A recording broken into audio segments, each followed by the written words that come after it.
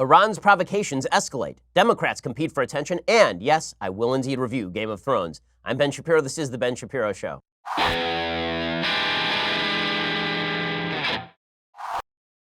So spoiler alert, Bran, what the F?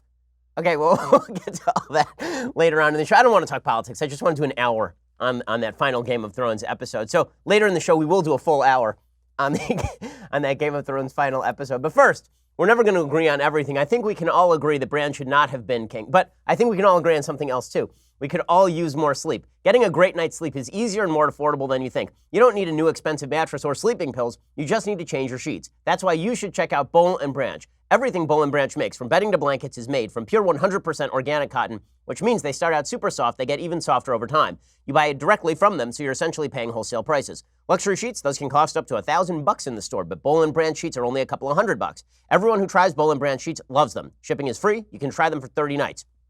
If you don't love them, send them back for a refund. I don't think you're going to want to send them back because they are indeed awesome. My wife and I have Boll & Branch sheets. We actually threw out all of our other sheets because once you have tried them, they kind of ruin other sheets for you. They're that good. There's no risk and no reason not to give them a try. To get you started right now, my listeners can get $50 off your first set of sheets at bollandbranch.com, promo code Ben. That is bollandbranch.com today. Bollandbranch.com for $50 off your first set of sheets. That's BOLL and branch.com, promo code Ben. Bollandbranch.com, promo code Ben. Go check them out right now. Okay, so over the weekend, the Iranians continued to escalate the situation in the Middle East. They obviously would like a conflict. So President Trump does not want a conflict. The Trump administration does not want a conflict. Despite all of the talk from the left about John Bolton itching for conflict with the Iranians, we are now in year 3 of the Trump administration. He does not want a conflict with Iran. He would like to see the regime fall. He would like to see it fall from the inside, and that involves containment and, yes, the credible threat of military force to prevent Iran from getting too aggressive. But it's pretty obvious that Trump doesn't want war. Trump is by nature more of an isolationist on foreign policy. He does not like being involved in different areas of the world. Nonetheless, President Trump threatened Iran with destruction as tensions flared after a rocket almost hit the U.S. Embassy in Baghdad, according to The Sun in the UK. Apparently, a rocket landed less than a mile from the U.S. Embassy in Baghdad's green zone, further stoking hostility in the region. Tensions between the United States and Iran have escalated in recent weeks after American warships and bombers were ordered to the Middle East to counter an unexplained threat. The U.S. Embassy in Baghdad and its consulate in the northern city of Erbil evacuated non-essential staff this week following the escalating tensions with Iran. Trump has also tightened economic sanctions. Originally, a brigadier general in the British Army said that he did not see the reason why the United States was getting uptight with Iran. And then it turns out that the Secretary of State, the Foreign Secretary rather, in Britain, came forward and said, no, the info's pretty good. Iran is getting a lot more militant. So President Trump tweeted out in his own inimitable fashion, quote, "If Iran wants to fight, that would be the official end of Iran. Never threaten the United States again!" Exclamation point. Now, I appreciate the sentiment. I really do.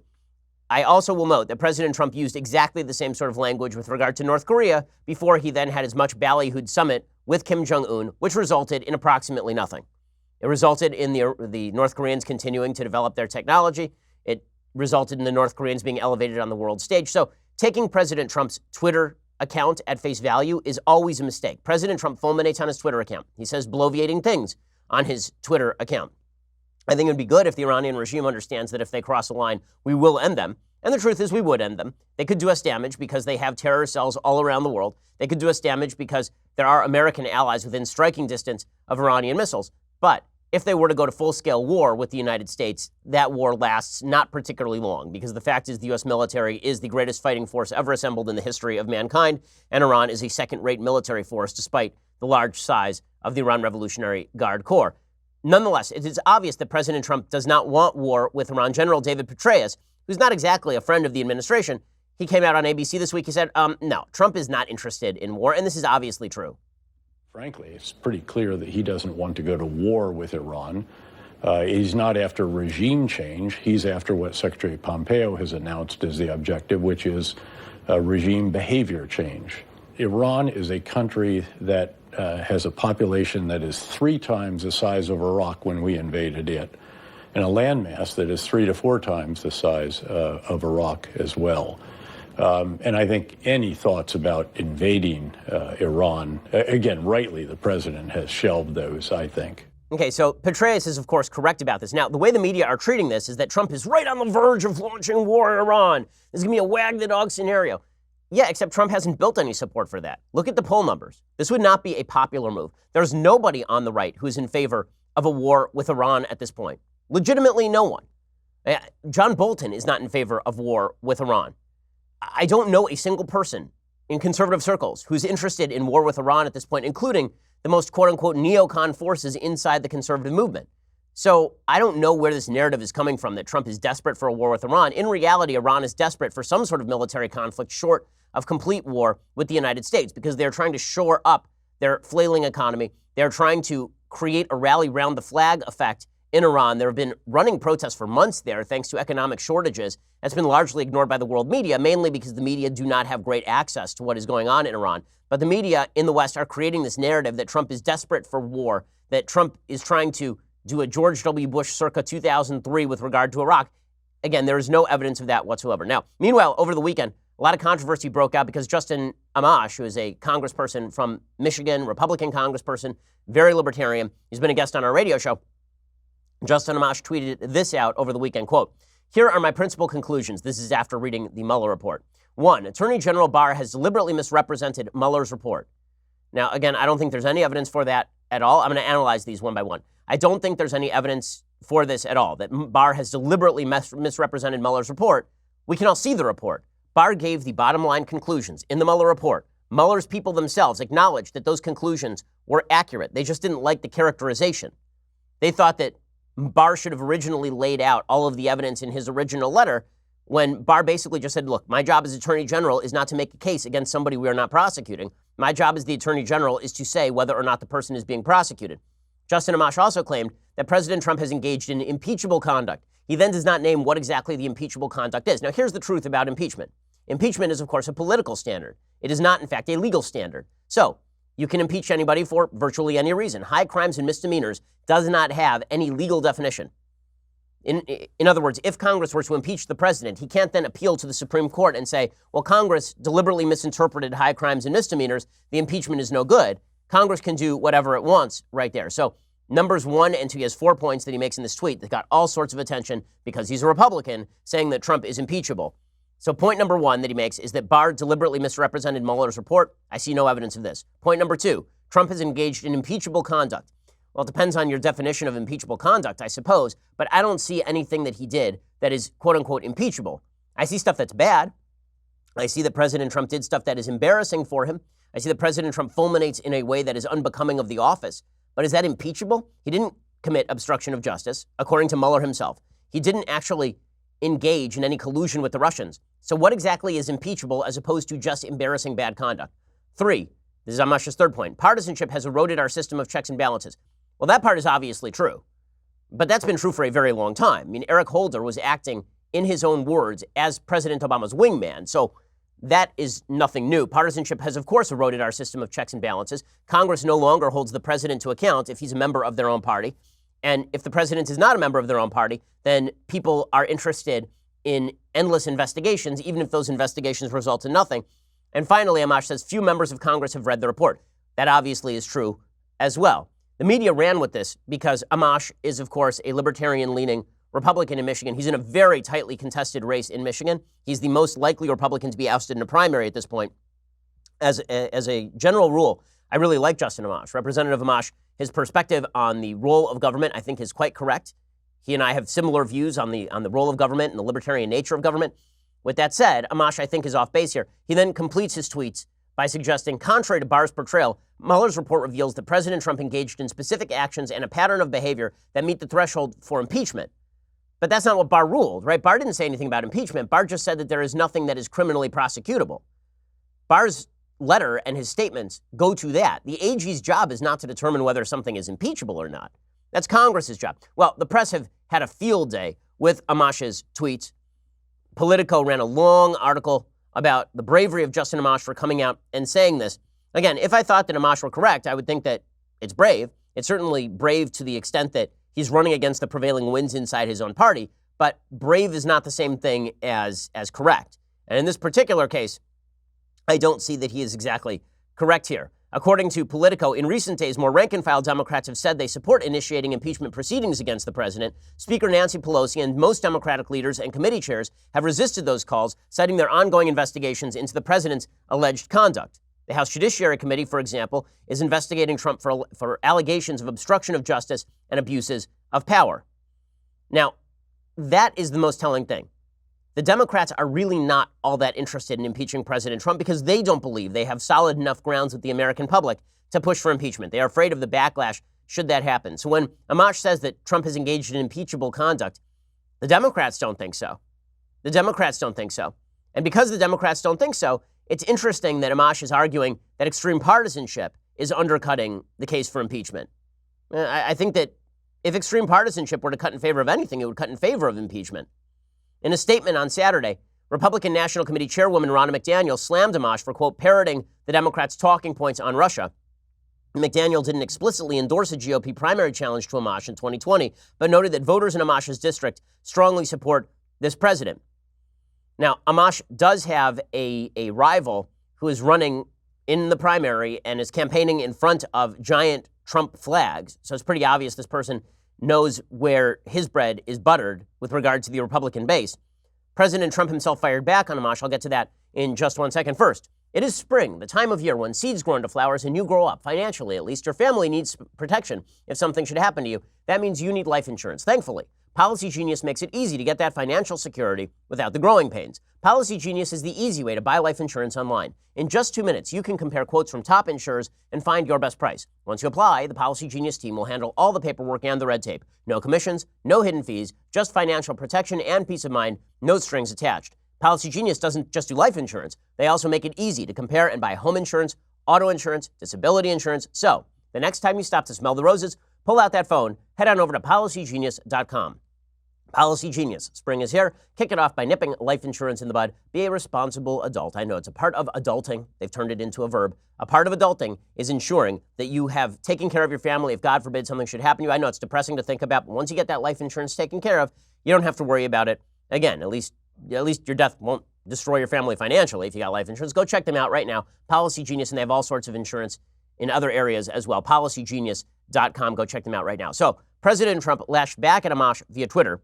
He said, never a fan of Justin Amash, a total lightweight who opposes me and some of our great Republican ideas and policies just for the sake of getting his name out there through controversy.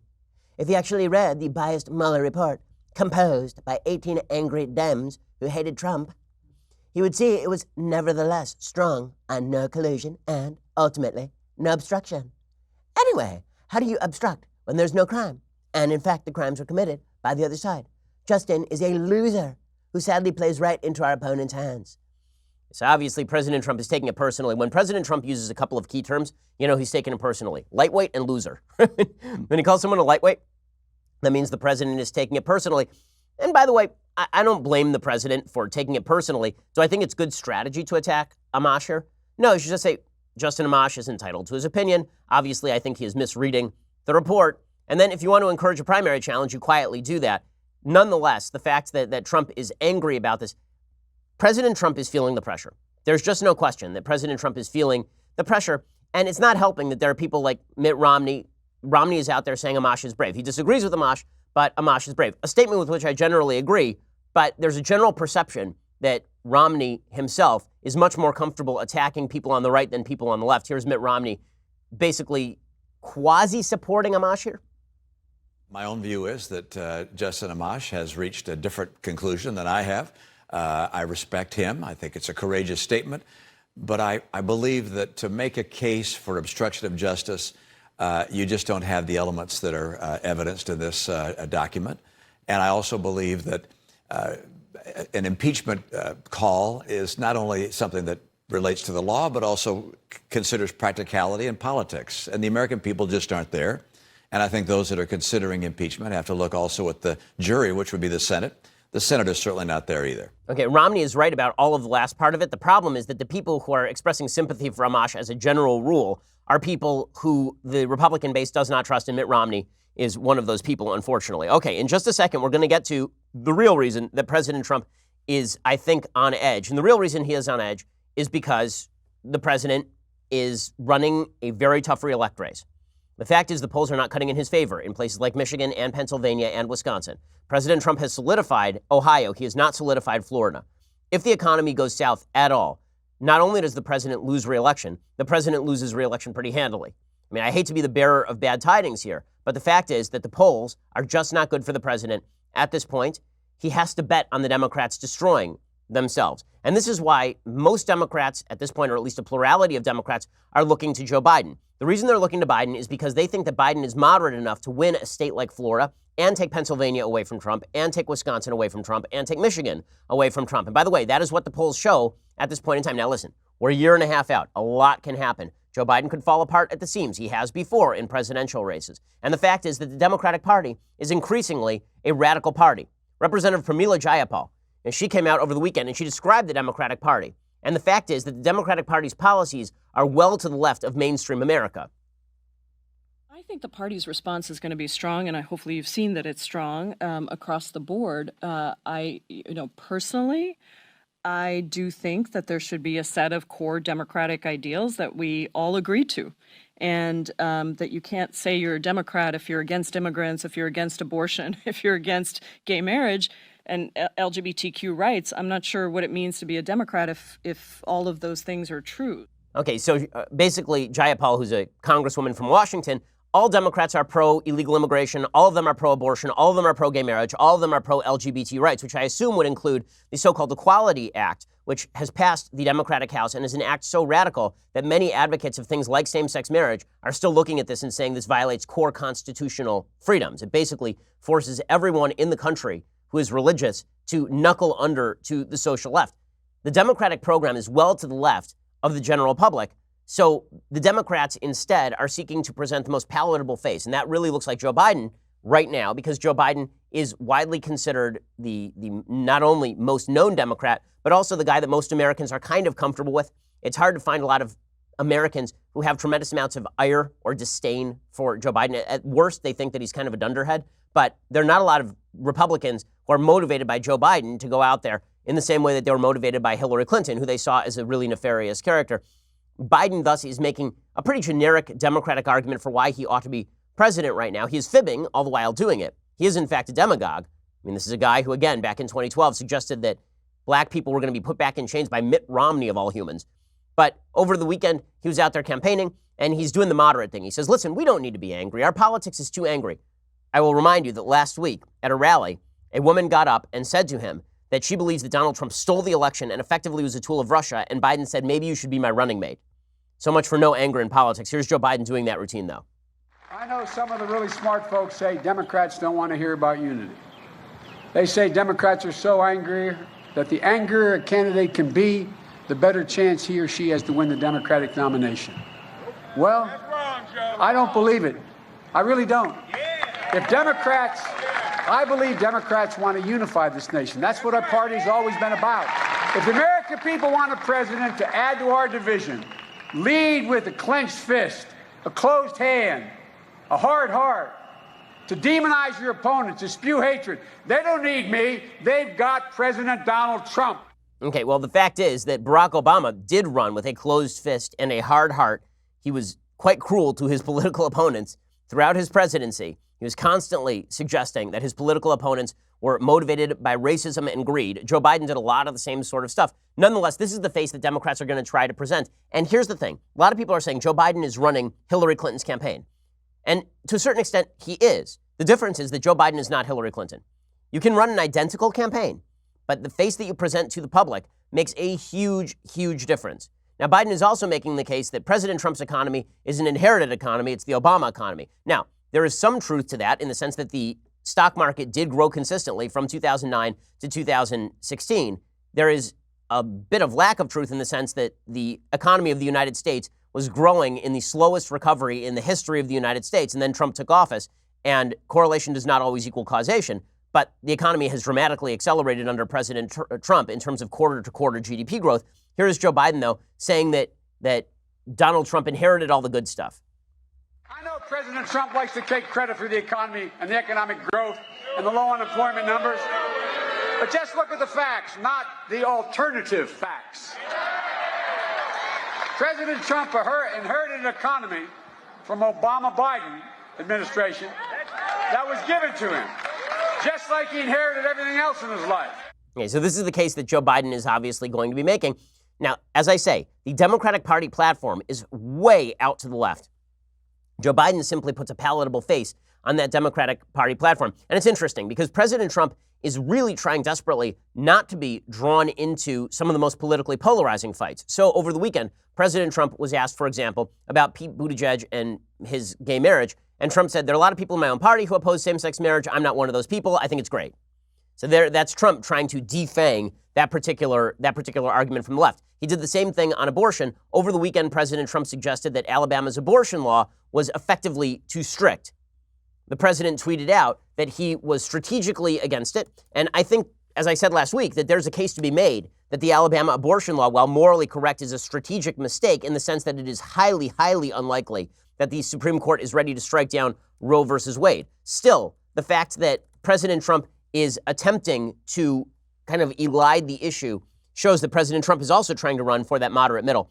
Now, President Trump tweeted this out. He said, as most people know, and for those who would like to know, I am strongly pro-life with 3 exceptions: rape, incest, and protecting the life of the mother, the same position taken by Ronald Reagan. We have come very far in the last 2 years with 105 wonderful new federal judges, 2 great new Supreme Court justices, the Mexico City policy, and a whole new and positive attitude about the right to life. The radical left, with late-term abortion and worse, is imploding on this issue. We must stick together and win for life in 2020. If we are foolish and do not stay united as one, all of our hard-fought gains for life can and will rapidly disappear. That's President Trump trying to defang some of the controversy over abortion law. So President Trump is trying to run for the middle. And the truth is his policies are a lot closer to the middle than Joe Biden's. Now, in a second, I will provide proof that the Democratic Party is basically just trying to put a palatable face on radical leftism, while Trump is actually much more moderate on policy than, I think, the typical Republican. We'll get to that in just one second. First, let me explain. When I'm on the road, I just don't sleep as well. The reason I don't sleep as well is because I don't have my Helix sleep mattress. Helix sleep mattresses are made just for you. Helix Sleep has a quiz that takes just 2 minutes to complete. They match your body type and sleep preferences to the perfect mattress for you. Whether you're a side sleeper, a hot sleeper, whether you like a plush or firm bed, with Helix, there's no more confusion and no more compromising. Helix Sleep is rated the #1 mattress by GQ and Wired Magazine. CNN called it the most comfortable mattress they've ever slept on. Just go to helixsleep.com/Ben. Take their 2-minute sleep quiz. They will match you to a customized mattress that will give you the best sleep of your life. For couples, Helix can even split the mattress down the middle, providing individual support needs and feel preferences for each side. They've got a 10-year warranty. You get to try it out for 100 nights risk-free. They'll even pick it up for you if you don't love it, but you will. Helix is offering up to $125 off all mattress orders for our listeners. Get up to $125 off at helixsleep.com/Ben. That's helixsleep.com/Ben for up to $125 off your mattress order. helixsleep.com/Ben. I love my Helix Sleep mattress, as I've expressed. My wife and I ordered it after getting it personalized for us. It is just fantastic. I can't wait to get home today and go to sleep upon the Helix Sleep mattress. You'll feel the same. helixsleep.com/Ben for up to $125 off your mattress order. Okay, so the other candidate in the Democratic race who has been heating up is Pete Buttigieg. This has been true for months. The reason that Pete Buttigieg has risen in the polls is because Pete Buttigieg puts out a moderate face on radical policy. Unlike Elizabeth Warren, who seems like a radical, and Bernie Sanders, who is openly a radical, and Kamala Harris, who is openly a radical, Pete Buttigieg has attempted to kind of play it both ways.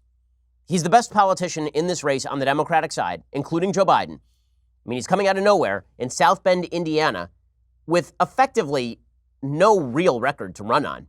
It's pretty impressive. I mean, honestly, because if you look at the polling in South Bend, according to a report that just came out recently, the City of South Bend Community Survey from 2018, 65% of South Bend residents are dissatisfied with the maintenance of city streets, sidewalks, and infrastructure. 51% don't agree they have an overall feeling of safety in their neighborhood. 64% disagree that the city has a safe community for everyone. 70% don't agree the city has a vibrant, welcoming neighborhood. 71% don't agree the city has a strong, inclusive economy. And 72% don't agree that all residents are empowered with education, mobility, and technology. There's been an uptick in violence as well in the city of South Bend. Nonetheless, Pete Buttigieg is running a successful campaign for, I think, probably the vice presidency. Why? Because he is putting that palatable face on radical policies. And we're going to deconstruct how Democrats are successful at doing this. So Pete Buttigieg, his #1 pitch is that Trump is a bad man. Trump is a very, very orange man bad, very, very bad man. So Pete Buttigieg, first of all, is smart enough to go on Fox News. This is a smart move. The reason it's a smart move is because he understands that there really is no loss for him. If things go badly for him, he just claims that Fox News is biased against the left. And if things go well for him, then he gets to claim that he has walked into the lion's den and emerged unscathed. Also, he rips into Fox News on Fox News, which, as a person who's done this personally, is a very good tactic. It's a good tactic. So Buttigieg starts off by attacking President Trump as a grotesque human. How would you handle the insults and the attacks and the tweets and all of that? The tweets are, I don't care. And that gets a lot of applause here. The fact is, it's a very effective way for him to reach tens of millions of Americans. Well, it's a very effective way to command the attention of the media. And I think that we need to make sure that we're changing the channel from this show that he's created. Because what matters, and I get it, look, it's mesmerizing. It's hard for anybody to look away. Me too. It is the nature of grotesque things that you can't look away. Okay, so I think that his take here is the smart take, which is I don't care about his tweets. President Trump is just a grotesque figure. Again, Orange Man Bad is part of the Democratic campaign, but he looks moderate by not fulminating, right? Buttigieg's attitude is I'm going to smile through this, I'm not going to fulminate, which is a smart thing to do. And then Buttigieg pleases the left by going after Tucker Carlson and Laura Ingraham on Fox News. This is his big win that he's going to get from the left. You know, a lot of folks in my party were critical of me for even doing this with Fox News. And I've heard that. and I get where that's coming from, especially when you see what goes on with some of the opinion hosts on this network. I mean, when you got Tucker Carlson saying that immigrants make America dirty, when you've got Laura Ingraham comparing detention centers with children in cages to summer camps, then there is a reason why anybody has to swallow hard and think twice before participating in this media ecosystem. Okay, so again, this is his way of pandering to the left. Now, the reality is that what Tucker Carlson actually said is he said that if you bring in a lot of people from countries that don't have the same culture regarding keeping the streets clean, the streets will be a little more dirty. That's my recollection of Tucker Carlson's comments.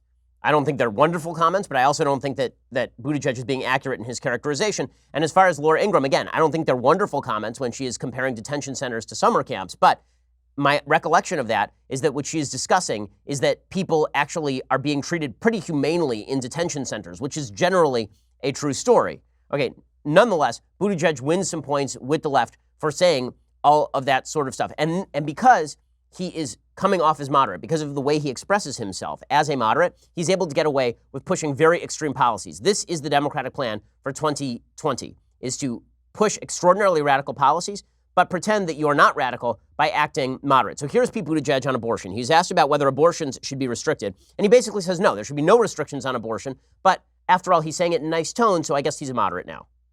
What policies would you put in place to protect every woman, regardless of her zip code's right to have an abortion? Thank you. So I believe that the right of a woman to make her own decisions about her reproductive health and about her body is a national right. I believe it's an American freedom. And I believe that should be enjoyed by women in every state.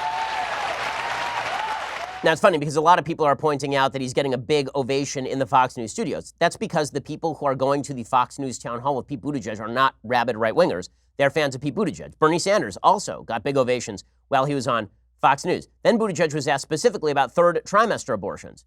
And Pete Buttigieg defended third trimester abortions, partial birth abortion, abortion up to point of birth. These are radical positions that the American public does not hold. Here's Pete Buttigieg making that defense. You're saying that you would be okay with a woman well into the third trimester deciding to abort her pregnancy. Look, these hypotheticals are usually set up in order to provoke a strong emotional... But in fairness, all right, so it's not hypothetical. There's 6,000 women a year who get abortions in the third That's right, representing less than 1% of cases. I know, but let's 6,000 pregnancy. If it's that late in your pregnancy, that means almost by definition, you've been expecting to carry it to term. We're talking about women who have perhaps chosen a name, women who have purchased a crib, families that then get the most devastating medical news of their lifetime. Okay, that is not true. If you look at the rationales that are generally given for late-term abortion, it is not health problems in the vast majority of cases, according to the Alan Guttmacher Institute, according to people who have surveyed women who have late-term abortions. He sounds moderate, and Buttigieg is really good at this, but because Wallace was not asking serious follow-up questions there, I mean, he started to, right? He says there are 6,000 pregnancies. And Buttigieg goes, well, it's just 1% of cases. Why are we even worried about those 1% of cases? Well, let's put it this way. More people are killed every year in late-term abortions, 1% of all cases, in America, it's about 1 million abortions a year. So that means that 1% of 1 million is what, 10,000 cases a year? 10,000 people about somewhere in that neighborhood are killed with guns in the United States, not in suicides, but in homicides. That's that number of late-term abortions. I don't see Pete Buttigieg talking about why shootings in the United States are not a huge problem. Nonetheless, he does come off as more moderate. And this is the pitch of the Democratic Party. It's a personality pitch. It is not actually a political pitch. It's a personality pitch. We'll continue along these lines, and then we'll show you what it looks like when you remove the nice personality and you get Bernie Sanders. Because it's the same policies, it's just that now the nice personality is gone, and you get the irritating guy from Brooklyn. We'll talk about that in just 1 second. First, it's summer. The only thing more annoying than fake news are flies and other insects invading your home. Here in California, we got this in spades. I mean, it is brutal. Who knows where those flies were last? The fly that just landed on your hamburger?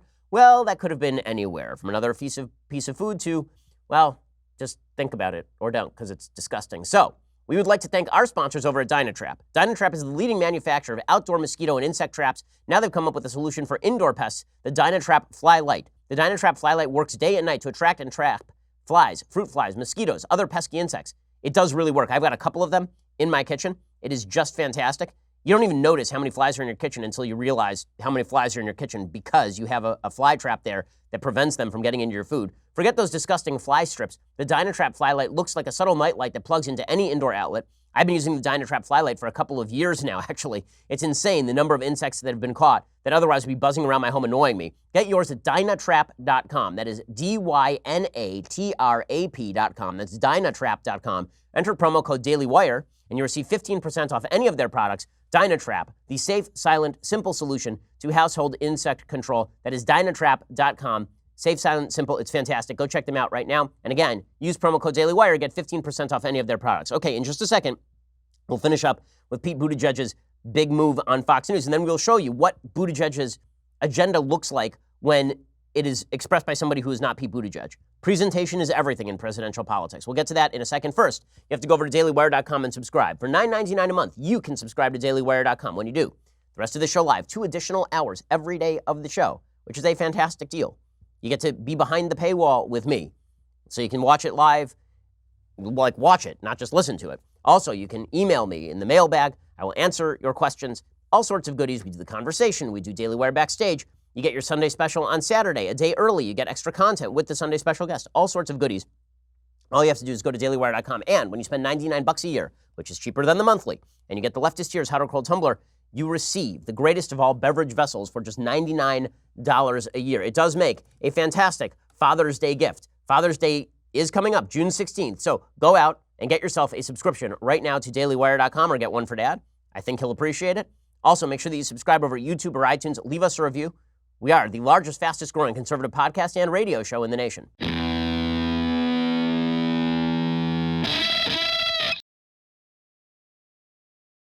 Okay, so Buttigieg has a big night, and that big night is predicated on him expressing very radical ideas in the most moderate possible fashion. So here's Buttigieg pitching tax hikes openly 3 times in about a minute on Fox News last night.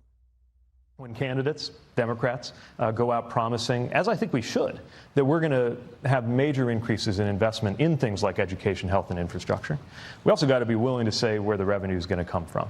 And it's why we really do need to entertain ideas like, I would say, a fairer, which means higher, marginal income tax rate on those earning the most, a reasonable wealth tax or something like that to make sure that people are giving back when they become enormously wealthy. Okay, these are massive tax hikes that he is talking about. A wealth tax is unconstitutional. There's no predicate for Congress being able to pass a wealth tax. It is not approved by the Constitution. Only income taxes are approved by the Constitution, as well as tariffs, for example, or levies on the states. There's certain specific types of taxes that are approved by the Constitution. A wealth tax is not one of them. When he suggests that people at the top of the income bracket have to pay more in top marginal tax rates, that's insane. That's insane. I have paid virtually every tax rate in the system over the course of my career. I promise you. The percentage that I'm paying now is so much higher than the percentage that I paid 5 years ago, it would make your head swim. The people who are at the top of the income brackets are paying for virtually everything in this country on a net basis. Nonetheless, because Buttigieg comes off as moderate, he comes off as moderate. He also tries to downplay his lack of moderation. So Buttigieg was on Hugh Hewitt's radio show, and Hugh Hewitt asked him about Jefferson-Jackson dinners. These are these historic Democrat dinners where people go around, they do fundraising, and they've been named after Thomas Jefferson as well as Andrew Jackson. And Buttigieg basically disowns Jefferson a little bit. People, I think, are exaggerating this, but here's what Buttigieg had to say about Thomas Jefferson. Should Jefferson-Jackson dinners be renamed everywhere because both were holders of slaves? Yeah, we're doing that in Indiana. I think it's the right thing to do. You know, over time, you develop and evolve on the things you choose to honor, and I think we know enough, especially Jackson. You know, you just look at what basically amounts to genocide that happened here. Jefferson's more problematic. You know, there's a lot to, of course, admire in his thinking and his philosophy. Then again, if you plunge into his writings, especially the notes on the state of Virginia, you know that he knew that slavery was wrong. Yes. And yet he did it.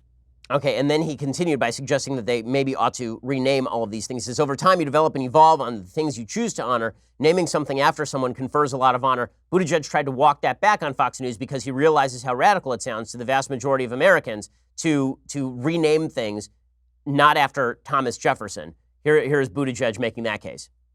You know, my campaign office is actually on Jefferson Boulevard. So are you going to change the name? I'm not planning that. But this is a great example, actually, of how the media noise machine on the right wing takes things out of control. So I mentioned this, that, you know, some counties are rethinking how some of our events. Some of you might have seen this, right? Basically, I said that, you know, we're rethinking how we might, democratic functions might name our event. Maybe we should name it for a person who's living. Maybe we should name it after a person of color. I don't know. Next thing you know, you would have thought I had proposed blowing up the Jefferson Memorial in D.C. And folks from Laura Ingraham on this network to a columnist actually in the New York Times, so it's not just a Fox thing, just jumped on that. Well, yeah, they jumped on it because you suggested that maybe we should actually rename things, right? I mean, it was in that context. Now, I'm glad that Buttigieg is clarifying all of that, but he did, I mean, we played the comments for you, so you can make your own decision. President Trump was very angry, frankly, that Buttigieg was even getting this attention. It's a problem that the president sees Fox News as his specific preserve. Fox News is not, in fact, the president's preserve, as Brit Hume pointed out. It is a news network, and they do, if they can, have an obligation to have on Democrats to interview them. I will point out that Buttigieg has expressed interest in coming on our Sunday special, and then as soon as the left hit him, he ran away. He has not gotten back to us. He did the same thing to my friend Dave Rubin. He was willing to go on Fox News because Fox News is traditional television, but he's not willing to go on with anybody who might have a longer form conversation with him in the absence of a crowd, I think. In any case, President Trump tweeted out, hard to believe that Fox News is wasting airtime on Mayor Pete, as Chris Wallace likes to call him. Fox is moving more and more to the losing, wrong side in covering the Dems. They got dumped from the Democrats' boring debates, and they just won in. They forgot the people who got them there. Chris Wallace actually said, I actually think whether you like his opinions or not, Mayor Pete has a lot of substance. Fascinating biography. Gee, he never speaks well of me. I like Mike Wallace better, and Alfred E. Newman will never be president. Well, first of all, the Alfred E. Newman tag on Mayor Pete is pretty great, but beyond that, you know, Trump is evincing and evidencing.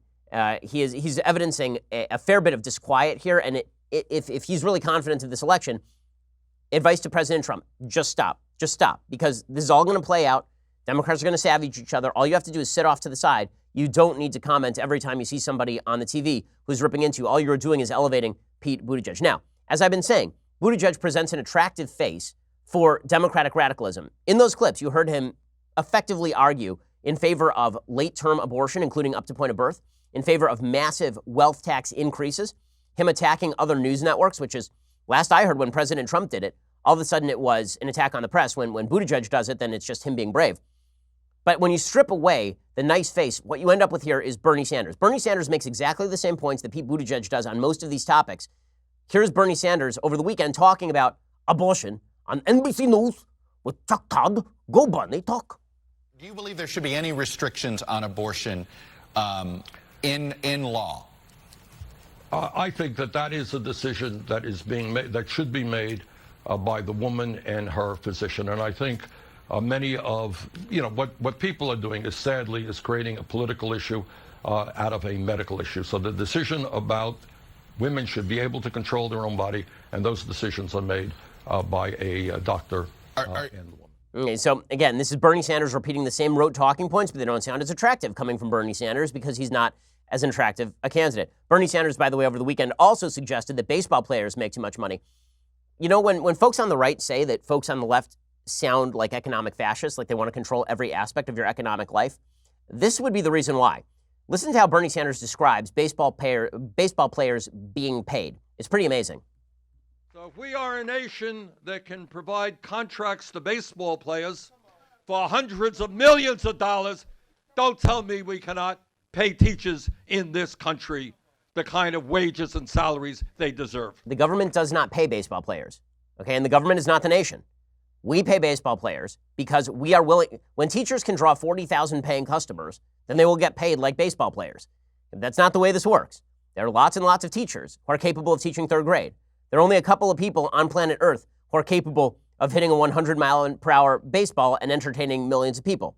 That doesn't mean that on a social level, what is more valuable are baseball players than teachers. It means that there is a market for baseball players in a way there is not for teachers, and that if you want to get paid like a baseball player, you have to be one of the couple hundred most elite people on planet Earth at this particular job. I mean, I guess maybe teachers should just go write a book like Bernie Sanders, right? Bernie Sanders says that he's written a best-selling book, and this means that he deserves the wealth that he has earned from his books. I guess those teachers maybe should just go write a book. Again, when you strip away the attractive facade of the Pete Buttigieg's, what you end up with is Bernie Sanders. Now, Bernie Sanders also did an interview over the weekend about his foreign policy that is extraordinarily radical and frightening and reminds us why Democrats should not be in charge of foreign policy. That when Barack Obama left office, the world was on fire in a lot of ways, that the Arab Spring was a giant fail, that the former president of the United States shipped pallets of cash to Iran, the former president of the United States let Russia walk all over him, and now Bernie Sanders is promoting that exact same sort of foreign policy. He said, I plead guilty to, throughout my adult life, doing everything that I can to prevent war and destruction. Really? Everything he could to prevent war and destruction? Like he supported the communists in Nicaragua. He honeymooned in the Soviet Union. I'm pretty sure he didn't do everything he could to avoid war and destruction. He said, I am very proud that in my small city, we established 2 sister city programs, which I believe honestly are still going on today. One with Yaroslavl, a city in Russia, the other with the city Puerto Cabezas in Nicaragua. And I happen to believe cultural exchanges and student exchanges are a very important tool to try to bring people together and avoid wars. And also, I helped lead the opposition to the war in Iraq, et cetera, et cetera, et cetera. And he says that he was asked by the New York Times that Bernie attended a rally in Managua, and a wire report at the time said there were anti-American chants from the crowd. And Bernie answered, the United States was actively supporting the Contras to overthrow the government. So there was anti-American sentiment. I remember that. I remember that event very clearly. He said they were fighting against American. He said, are you shocked to learn there was anti-American sentiment? In other words, he sided with the communist government of Nicaragua and was not upset when people were chanting anti-American things. That is the foreign policy of Bernie Sanders. Unfortunately, that's the foreign policy of a large swath of the Democratic Party today. There's been a lot of talk about quote-unquote nut picking, meaning finding nuts in the Democratic Party and talking about them. The fact is the mainstream Democratic Party has moved significantly to the left over time. Bernie Sanders is now considered a thought leader in the Democratic Party, where he was considered a kook back in the 1980s. Even mainstream Democrats are pushing radical policies. Amy Klobuchar, who is considered a more moderate to right-leaning Democrat, was asked about abortion over the weekend by Chris Wallace, and she said she didn't want any abortion restrictions. Are you okay with abortions after 24 weeks? To protect the life and the health of the mother. That is exactly what the Supreme Court ruling says, and I am okay with that. To protect the life and health of the mother. Health of the mother means that for any reason, effectively, you can get an abortion. Kirsten Gillibrand, also running for president, a sitting senator from New York, she was asked about immigration detentions. She said, I would detain no one. She would have no detentions at the border. This is the Democratic Party, and the Democratic Party is trying to shield their own radicalism by putting out Joe Biden, who's just sort of seen as this doddering old nice guy, and Pete Buttigieg, who's seen as a moderate because he wears a tie, but he doesn't wear a jacket, and because he's a friendly face. But Kirsten Gillibrand is, again, a mainstream Democrat. Here she is saying she would not detain anyone, ever. Do you then support something like Senator Graham has proposed, which would, you mentioned family separation, to stop what the administration has used as a justification for that? They have said, look, legally, we're restricted to only keeping people in detention together for 20 days. You can't move them through the process. I wouldn't keep them in detention at all. But you oppose even what the Obama administration did in terms of keeping families together or keeping them together for a longer period of time in detention? I wouldn't, as president of the United States, I wouldn't use the detention system at all. At all. At all. Okay, that is a mainstream Democrat running for president talking about that. Kamala Harris over the weekend came out and said that she wants to fine companies that pay men more than women. Not on the basis of experience, not on the basis of different jobs. If just plainly, on average, men are paid more than women, even if women take time off from the workforce, have different jobs, work fewer hours, she wants to fine those companies. That's the heart and soul of the Democratic Party at this point. It's going to be up to President Trump to, number one, provide a more palatable face for his policies, and number two, to point out that no matter how friendly these Democrats may appear, the Pete Buttigieg's and the Joe Bidens, behind the smiling facade lurks the same agenda as Kirsten Gillibrand and Kamala Harris and Bernie Sanders. That is the task for the President of the United States if he wishes to win re-election. It is indeed that simple. Okay, time for some things I like, and then we'll get to some things that I hate. So, things that I like. So Mark Levin has a new book out this week. I've been reading it over the weekend. It's really fun. It's called Unfreedom of the Press. By fun, I mean that it's an easy read and tells you a lot about the history of the press in the United States. It's already number one at Amazon, blowing up on the charts. So go check out Mark Levin's new book. I think it only comes out in a couple of days, but you can pre-order it right now. Unfreedom of the Press. Mark's a good friend and a wonderful dude and a great thinker. Go check out Unfreedom of the Press right now. Other things that I like, so I have to say congratulations to not only everybody who graduated over the weekend and is graduating over the coming few weeks, because we have a lot of college students, law students who listen to the program. My brother-in-law graduated from University of Virginia Law School yesterday, so congratulations to Jacob. But to all grads, I want to say congratulations because big weekend for you. Other things that I like. So Jim Carrey put out a cartoon that I think is actually quite wonderful. He put out a cartoon and it said, I think if you're going to terminate a pregnancy, it should be done sometime before the fetus becomes governor of Alabama. His painting is of what appears to be a late-term abortion of Governor Kay Ivey. It's her face, and her brains are being sucked into some sort of tube. Now, this is the reason that I put this in things I like is because it does demonstrate full scale how many pro-abortion activists feel. They are fine with the procedure of abortion. This is a pretty accurate depiction of what a D&E looks like, a dilation and extraction, or a dilation, or a DNC, actually. Basically, the tube here is sucking out the brains of Governor Kay Ivey. By the way, no suspension on Twitter. Nothing, right? Really, not like social media is not cracking down on this at all. So it has, by the way, almost 100,000 likes at this point. The murder of Kay Ivey, the sitting governor of the state of Alabama. So number one, many Democrats, not all, many Democrats don't care about the brutality of the procedure, even if they fully understand it, as this painting seems to. And number two, if they could, they would murder everyone who they disagree with, which is a pretty amazing, amazing thing from Jim Carrey. So thanks to Jim Carrey for at least his honesty. Okay, other things that I like today. So this could be both in things I like and things I hate. The time has come for our Game of Thrones finale review. So if you have not yet seen the Game of Thrones finale, then you're going to want to skip the next few minutes of the program because I am going to go into great detail, and that means that we are going to have to spoil some things. Okay, so let's talk about what just happened. The episode starts. Jon is watching as Grey Worm basically executes people. And then Jon is told so Tyrion gets imprisoned, and Jon does nothing. The biggest problem with this season of Game of Thrones, and the last season actually, is that Jon becomes a non-factor. Jon is basically an extra in this season. He's turned into a whiny twerp. So he goes around the season basically lovesick for Dany, who's his aunt, by the way. He watches her nuke 1 million people, and he's still spending half the episode going, well, she's my queen. She's my queen. She just nuked 1 million people, dude. 1 million. Like, I have seen you try to take up arms to go with Robb, and you were about to leave. I've seen you go defend the wildlings from the north instead of letting them all get killed. You led a battle in Winterfell against Ramsay Bolton. I mean, like, and yet, when it comes to Dany, suddenly it's cool for her to, like, nuke the entire city of King's Landing. But you don't draw a line there. So, Jon is basically whiny. He sees Tyrion, who's screwed everything up. Tyrion says to him, you need to take out Dany. Why? Well, because you are the one true heir. And now, the entire series has been set up to this point that Jon is the true heir, and it should matter that he is the true heir. And not only that, Jon has to be active because he is the hero of the story. So Jon goes, he sees Dany, all this is fine. Dany is going crazy, and she gives the full-on fascist/communist answer, which is, in the pursuit of utopia, I get to kill whoever I want, which is something that fascists have said many, many times, right? This is the Milton Friedman description, the Frederick Hayek description of fascism and socialism. And Jon's like, okay, well, you're hot and you're my aunt, but enough. And he kills her. Okay, so once Jon kills her, this is where things begin to go wildly wrong. So what has to happen at that point is that Jon then has to take the throne, at least temporarily. The dragon is right there. For some reason, the dragon is pissed off at the throne. Nobody knows why. Dragon's just like, you know what, this throne right here, this MFer, I'm taking out the throne.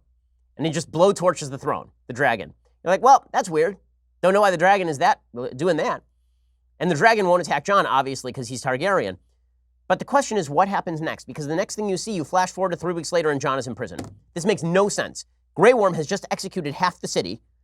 And you think Grey Worm's not going to run in and try to kill Jon? Like right then, that instant? The dragon has already flown away with Dany's body. There's nothing to stop him. Why doesn't he just run in and spear Jon through the chest? That's what you would expect to happen. And even that would have made a certain amount of sense if Sansa had then arrived and fought Grey Worm or something. But instead, we just fast forward to 3 weeks later and everybody's just having a meeting for no reason. Okay, so here, I'll tell you what should have happened after I tell you what does happen. We've finished reviewing the episode. So Jon ends up in prison. And Tyrion's in prison too. And then suddenly we're 3 weeks later and Tyrion is brought forth and there's this council. And the council is basically Sansa Stark and all of her family members. Right? It's the Tullys, who you will recall are the relatives of her mother. And it is the Arryns, who are also relatives of her mother. So it's like her mom's entire family is now the only powerful people in Westeros. And Tyrion comes out and Grey Worm shows up. And Grey Worm's like, well, we're not going to let Jon go. We want to execute him. And Sansa's like, well, if you execute him, we're going to go to war with you. And their agreement is that we are going to send Jon north to the wall. Okay, this is the problem. If Jon wanted to take the crown and then abdicate and say, listen, I don't want any part of this. I've been too messed up by this, like Frodo at the end of Lord of the Rings. I got to go north of the wall. I'm not interested.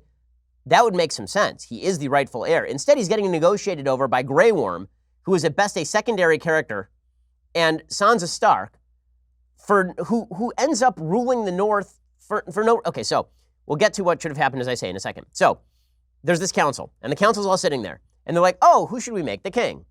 And the only funny moment of this, by the way, is when Sam proposes a democracy, and then all of the lords like, ha, ha, ha, we have an electoral college here. That was pretty great, I will admit, because my great fear was that it was going to be like, let all the people vote. Listen, in real life, I'm a big fan of all the people voting. In fantasy fiction, how anticlimactic would it be if they're like, we have to let all the people vote, and then all the people vote for like whoever's the reality TV star of the day. But who do they decide on? So here's who they don't decide on. They don't decide on Sansa, who is sitting right there, happens to be Queen of the North, also is the legitimate heir to Jon. Right? Jon is the rightful king. If Jon is not the king, who is the legitimate heir to Jon? Well, she presumably as Queen of the North would be, because Bran has declared himself unavailable for this job. Right? Bran goes back to Winterfell at some point earlier, and he's the rightful heir, and he's like, I don't want it. I'm not interested in it. But it's not going to go to Sansa. Tyrion is like, everything is built around stories. Everything is built. We need a story to sell to the people. And who has a better story than Bran? And I'm sitting there going, everyone. Every single person who is sitting there, including Edmund Tully, has a better story than Bran. Bran's story is he was thrown out of a tower, and then people sledded him around for 7 seasons, and now he's here. I'll get to Bran in a second. So everybody on the council like, yeah, you know what? Great idea. Let's make it Bran. Let's make it the most useless person in all 7 seasons of Game of Thrones to this point. That guy. Let's make it him. Except for Sansa. And Sansa says, yeah, not into it. Number 1, dude can't have kids. Number 2, no. Just no. Not going to do that. I'm going independent. My favorite part of this is that Asha Greyjoy is sitting right there, and she's got to be thinking to herself, why didn't I do that? Like, how does she get out of this, but I don't get out of this? How is that a real thing?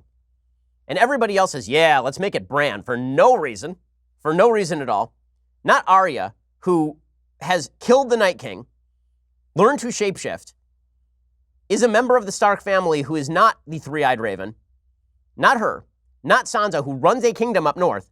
Not Jon, who is still sitting in prison and is the only true heir to the throne. Right? He's the only Targaryen, and he's a Stark. He's the only heir to the throne. No, we're going to banish Jon to the north for no reason at all. And then, I guess the idea was that he has to be banished to the north because they made a deal with the Unsullied. Except the Unsullied leave, right? The Unsullied go to north. So at that point, wouldn't you see Sansa going, you know who'd be the true king right now? That guy. Nope, Sansa's like, you know what? Sorry I couldn't do anything about you being banished to the north. or I'm the queen. And she could just be like, yeah, you know, John, you could like be on the throne. Like that would be a thing. Nope, they banish him to the north. So Arya goes and plays Columbus, colonizer Arya, who's, I guess, now our favorite character. She's bringing Westerosi civilization to unknown lands. And then you get Bran sitting there. How useless is Bran? In his first council meeting, his advisors are sitting around talking about, okay, we need a sewage system. We also need to rebuild our military. And also we need to rebuild our navy. And Bran is like, okay, you guys all do that. I'm going to go over here and smoke some weed, basically. Whatever happened to that dragon? I don't know. I'm going to go over here and warg. Gotta fly like a bird, man. Just like at the Battle of Winterfell. Gotta fly like a useless person. So here's what should have happened. What should have happened, you could even have Bran be king. What should have happened is that after Jon kills Daenerys, before the dragon picks up Dany's body and leaves, Jon should have hopped onto the back of the dragon. The Unsullied come charging up through the door. They're about to kill Jon, except that Jon is now on top of the greatest killing machine in the history of Westeros. And he says, and then you fade to black, because it is obvious that Jon is now the king. Or Jon is on top of the dragon, and then you hear a horn from outside, because remember, Varys sent his little birds all over to let everyone know that Jon is the actual heir to the throne. Everyone is supposed to know this already. Sansa arrives from the north. Now the Unsullied are trapped in the middle, and they just surrender. And then Jon says to Sansa and Bran and Tyrion, I can't do this, I'm out. You know, I had to kill this woman that I loved, and I've been too ruined by all of this. I need to go north and find my dog. And then he gives it to Bran. Then you have the same council scene, all of that's fine. The problem is by robbing Jon of his agency, it makes him a pathetic character. He's a loser who has to kill the only woman he's interested in, who happens to be his aunt. And then he gets imprisoned by a eunuch. And then he gets sent against his will back to the north of the wall. None of that makes any sense at all. Okay, final take on this. I will say, I have an alternative theory. Not everybody's going to like this, but here's my alternative theory. It's my Jar Jar Binks is a Sith theory. Okay, my theory is that Bran is the most evil person in Westeros. Because it turns out that Bran can see the future. There's a scene at the council meeting where they're like, Bran, do you want to be the king? And Bran's like, why do you think I came all this way? In other words, I knew it was going to happen the whole time. Okay, so let's assume he knew it was going to happen the whole time. Here are the things that Bran did. He's a bad guy. If Bran knew what was going to happen the whole time, he is a bad, bad man. So what are all the things? One, he abandons Rickon. You remember, he had a brother named Rickon. And he could go back with Rickon to Winterfell. Instead, he's like, you know what? Not interested. Out. Rickon goes back. Rickon gets killed. He's like, I'm going to take these two people, you know, my two friends here. We're going to go north of the wall because I'm having these weird visions. Okay, he goes north of the wall. He gets dragged around on a sled, gets one of them killed, gets Hodor killed, and then treats the woman who's carrying him around. I can't even remember her name. Mira? He treats her like garbage to the point where she's like, why are you treating me badly? He's like, I'm not Bran anymore. I'm the three-eyed raven. Unless I decide to become king, in which case I'm Bran again. He gets rid of her. Battle of Winterfell happens. He does nothing. 0 things does he do during the Battle of Winterfell. He's like, I'm going to sit here in my chair, not going to do anything. I'm just going to sit here, and am I going to warg into one of the dragons? Nope. Am I going to tell Theon what to do so he can save his life? Nope. I'm going to be like, Theon, you're a good man. Go charge at that guy uselessly and get stabbed. Well done, Bran. And Theon's like, well, you could do something. He's like, nope, I'm turning into birds for no reason. Just birds, man. Gotta fly like a bird. So Bran is totally useless during the Battle of Winterfell. He tells Jon about his lineage for no reason. For no reason. Imagine he doesn't tell Jon about his lineage. Jon marries Dany happily ever after, right? But he tells Jon about his lineage. So now Jon knows his lineage. But he doesn't tell Jon that Dany's going to go crazy, which apparently he already knows, or at least has a good sense of, which would have been helpful before 1 million people were burned to death in King's Landing. He then accepts the crown, but after accepting the crown, he doesn't accept the crown and go, and you know what? The true heir is Jon. Jon is the king. Instead, he's like, I'm the king now. Okay, I guess I'll stick with this deal. Jon goes north. He lets his sister go independent, right? He's like, okay, well, Sansa, she's going to go independent. That's fine. She gets to take the north. Totally cool. Asha Greyjoy, you stay in. You ain't going nowhere, sister. And then finally, he lets the council handle the sewage and military problems while he puffs the magic dragon. So Bran is actually an evil genius. This is my theory. He's like a Sith Lord. He's an evil genius. He let the Night King do what he wanted to do for several seasons so that the Night King would take out 2 dragons, making it possible for him to take the crown after the 3rd dragon couldn't burn Jon. So So it was disappointing. That, again, all of it would have been okay if they had let John be the character that he was the first few seasons, which is a guy who reluctantly is forced into a position of leadership. But having John be imprisoned by people is so dumb. It's so dumb. And I guess Tyrion gets what he deserves, sort of. Sansa is the only person who really... By the way, at the end of if there were another season of Game of Thrones, you know who becomes the queen of all Westeros, right? Sansa. Because Bran, when he dies, who's the only legitimate heir? Sansa, who also happens to have the only independent army, and all of whose relatives sit on that council, and happens to be married to the Hand of the King, right? She's still married to Tyrion. So there's that. All right. So was it a thing I like or a thing I hate? It was mostly a thing that I was kind of pissed about. You know, overall, the series is still great. I'm just angry that in the end, they rob the only hero who is left of his agency in the show. The only thing that he does that is worthwhile is he kills Dany, which is sad, but then he proceeds to become a loser who is sent back north of the wall the way that he was when he was a kid, which is irritating. Okay, so that counts as, I think, both things I like and things I hate. I think we'll skip the rest because that was about a 1 hour recapitulation of Game of Thrones. We'll be back here later today with 2 additional hours. I plan on spending all of them talking Game of Thrones. In fact, this week, nothing but Game of Thrones talk. Or John Wick 3 talk. I don't know. I'm getting bored with Pete Buttigieg on Fox News. I'm not sure about you guys, but I'd rather talk Game of Thrones. And we'll see you here later today. I'm Ben Shapiro. This is The Ben Shapiro Show.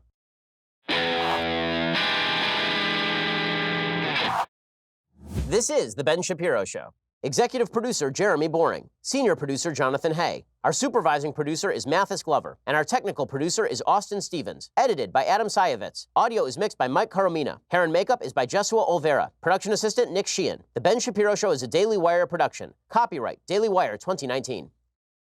Hey guys, over on the Matt Walsh Show today, the Democrats have once again proven that they are a radical anti-science cult, which we already knew, but now we have more evidence of that with the passage of a bill that would, if it became law, among other things, force women's sports teams to allow men. So we'll discuss that. Also, Mayor Pete is supposed to be this moderate, reasonable Democrat, but why is he then advocating for abortion in the 3rd trimester? Is that moderate and reasonable now in the Democrat Party?